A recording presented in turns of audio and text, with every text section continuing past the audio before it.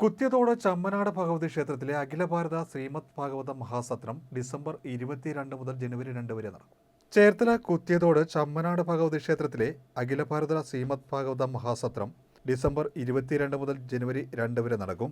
ഒരുക്കങ്ങൾ പൂർത്തിയായതായി ഭാരവാഹികൾ വാർത്താസമ്മേളനത്തിൽ അറിയിച്ചു. ബ്രഹ്മശ്രീ മളിയൂർ പരമേശ്വരൻ നമ്പൂതിരിയാണ് യജ്ഞാചാര്യൻ. അഖില ഭാരത ശ്രീമദ് ഭാഗവത മഹാസത്രം ചമ്മനാടിൻ്റെ കാര്യങ്ങൾ വിശദീകരിക്കുവാനായിട്ട് എത്തിയിരിക്കുകയാണ്. ചേർത്തല താലൂക്കിൽ ചമ്മനാട് എന്ന പ്രദേശത്ത് വെച്ച് ചമ്മനാട് ഭഗവതി ക്ഷേത്രത്തിൽ വെച്ചാണ് അഖില ഭാരത ശ്രീമദ് ഭാഗവത മഹാസത്രം ഇത്തവണ നടക്കുന്നത്. 2024 ഡിസംബർ 22 മുതൽ 2025 ജനുവരി 2 വരെയാണ് സത്രം നിശ്ചയിച്ചിട്ടുള്ളത്.